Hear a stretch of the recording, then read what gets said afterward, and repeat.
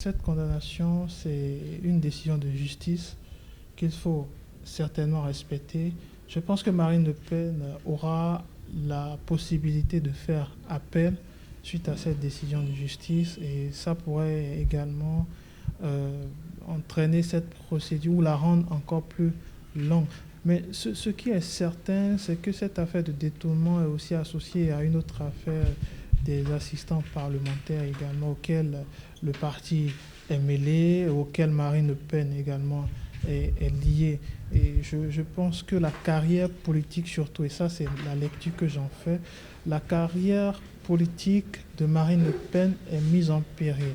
Et la deuxième chose, parce qu'elle elle sera doublement éprouvée en tant que femme politicienne, mais en tant que future candidate également. Je pense que son rêve de diriger la France un jour va prendre un coup parce que cette décision pourrait avoir des conséquences lourdes sur son potentiel candidat, sa potentielle candidature pour les prochaines élections de 2027.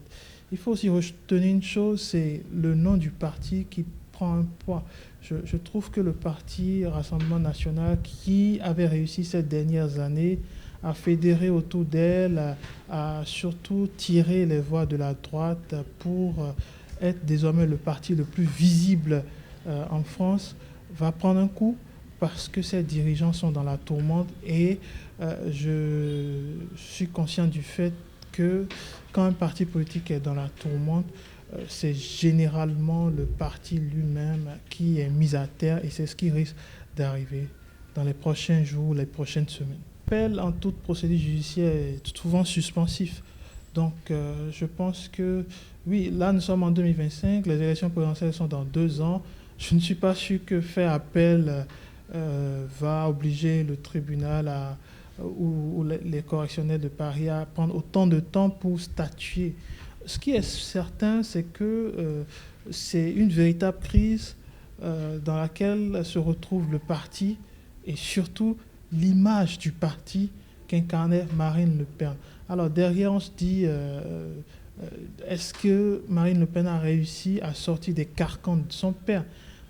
Je pense qu'en changeant le nom du parti, c'était l'objectif. En nommant des collaborateurs à des postes stratégiques, c'était aussi une façon d'y arriver. Et en étant moins visible sur les plateaux de télévision, en étant moins visible au sein de l'hémicycle, en étant moins visible sur les prises de parole, je pense que Marine Le Pen et le parti ont anticipé d'une certaine façon ce genre de choses en mettant en avant Jordan Bardella ou M. Alliot dans un premier temps. Mais je trouve aujourd'hui, la démarche n'est pas terminée et ça va être un coup fatal au parti parce que l'objectif de faire en sorte que le parti puisse dépendre, puisse surtout ne pas dépendre de l'image de Marine Le Pen ou de la famille Le Pen est difficile à atteindre aujourd'hui. Ça risque d'être véritablement difficile pour le parti les prochaines années à venir.